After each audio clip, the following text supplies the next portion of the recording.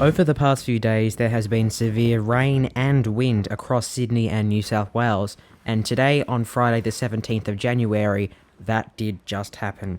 So basically, this Friday, which is the day that this was filmed and has been uploaded, there was extreme winds of up to around 75 to 80 kilometers an hour in parts of Sydney.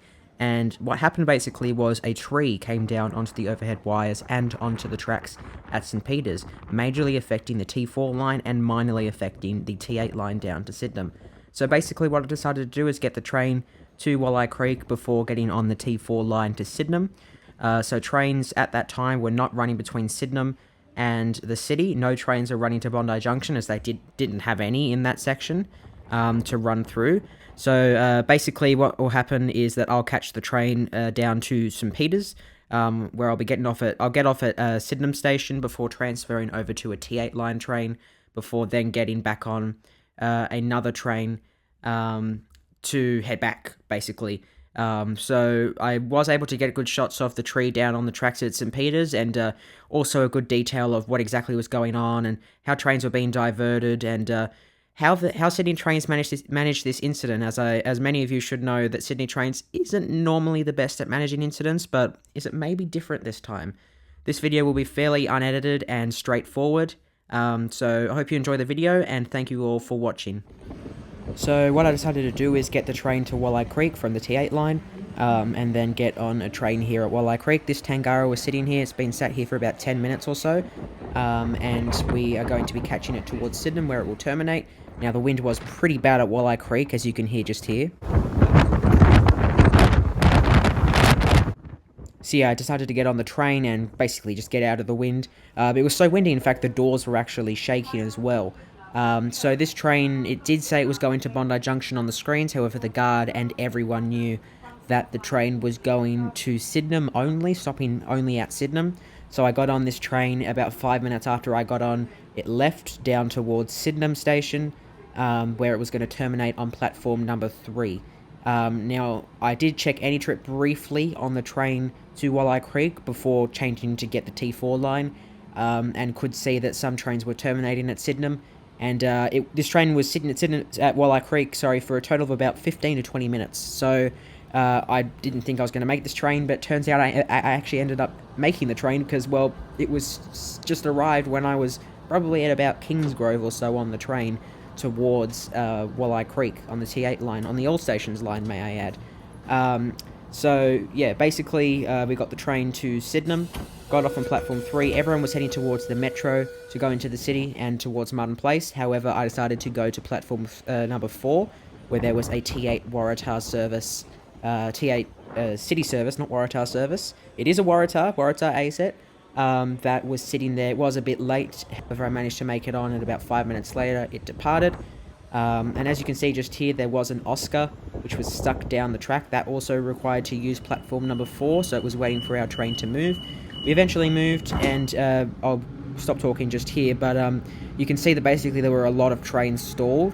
The one directly next to us was waiting for a clear signal to Sydenham.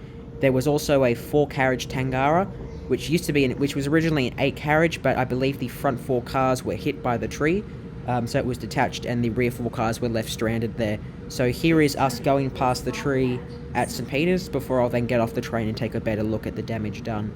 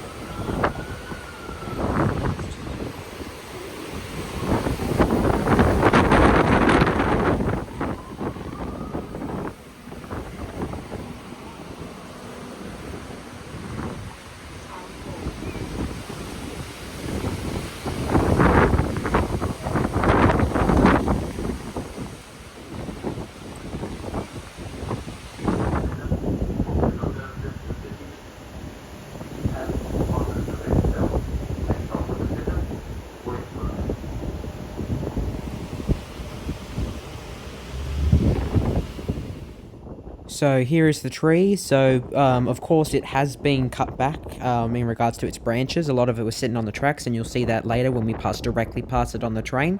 Now basically they were in a bit of a tricky situation. So the tree was obviously tangled up in the overhead wires, but from what I could understand, they were waiting for a crane to come in to lift the tree off the tracks. So as you can see just here, there were workers that were trying to get rid of the tree, talking to some staff members, and the worker then went back down onto the tracks to walk back to the site of the incident. Now, a lot of them were really just standing around, and I'm not going to blame them for that because I do believe they were waiting for a crane to arrive. And as you can see just there, you can see that 4-carriage Tangara that was formerly an 8-carriage one. That was held there, and obviously must have been hit by the tree when it was passing by. So that Tangara is basically stalled there now, as only one side of the train can actually be driven, as the non-ATP cab side, which is the one that we just saw there facing towards St. Peter's, is not drivable really, because it doesn't have ATP in it and everything in the recent upgrades. So yeah, we'll get a better view of it outside, as well as seeing another train arrive onto platform number 1 here at St. Peter's.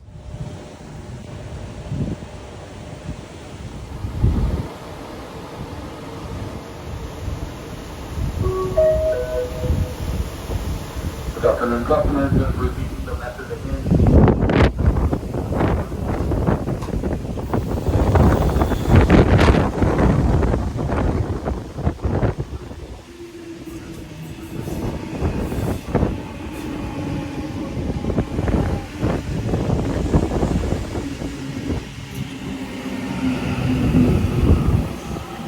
So that Tangara there ended up sitting at St. Peter's for around 15 minutes. Now, I knew that there was going to be quite a big delay if I did not make that Tangara train sitting there and waited for the next one. So I did decide to get on the train, and thankfully about 5 minutes after recording that clip just there, the train departed, and I looked out the left window as I was able to get a front row seat to the tree that was on the tracks, as it was basically less than a metre away from our train. So here is the tree and the damage done to the overhead wires and onto the tracks just here at St. Peter's. I will slow down the footage as well so you can get a better look at it. Here it is now.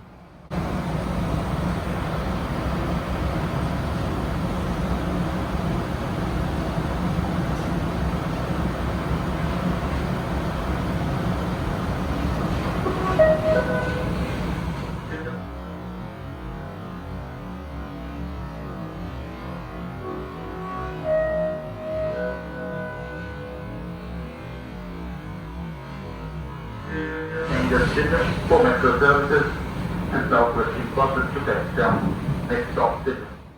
So that was just about it with all the delays and the incident there at St. Peter's with the tree on the overhead wires and on the tracks. So what I decided to do is just get the train back to Walleye Creek before getting the train home on the T8 line, as there wasn't really much else to see and trains were also running pretty slow at the time. Now, at the moment and on the track that the train is using there right now, we were using the main South Line tracks, which is not the track that the T4 line used, but normally either empty T8 trains or some peak hour T8 trains used between Sydenham and Tempe, then also down to Torella and then down the T8 line. Now, these trains diverged back onto the regular T4 line tracks to stop at Tempe Station on platform number 4, then stopping at Walleye Creek. Then this one was all stations to Cronulla, I believe. Apart from that, that was about it of the delay for the day. So quite interesting, and I must say, my overall verdict on how Sydney Trains handled it is actually they've handled it pretty well, surprisingly.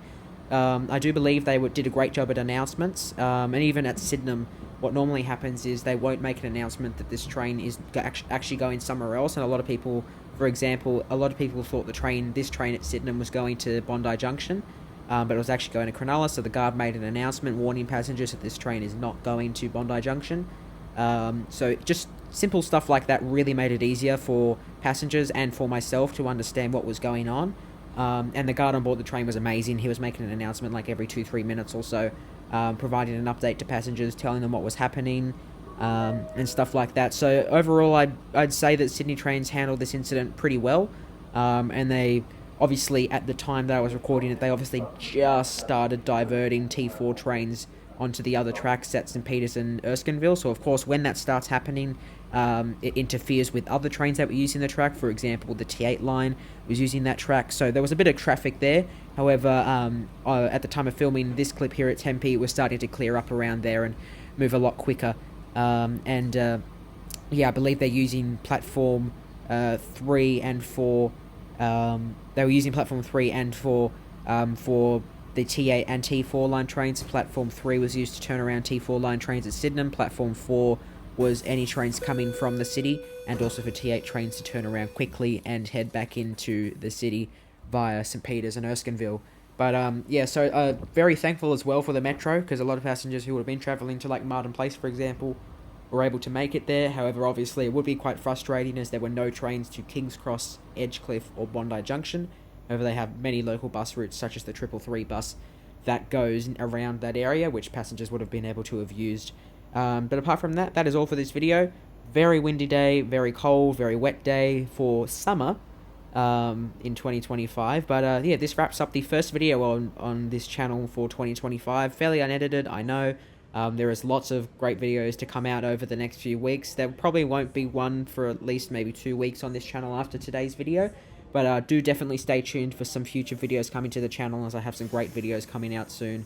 So thank you all for watching, and once again, I think Sydney Trains did a great job at the incident, and hopefully they're able to get it cleared up soon, as at the time of editing this video, it's still shut. So yeah, thank you all for watching, and let me know what you think of how Sydney Trains handled it in the comments. Sorry.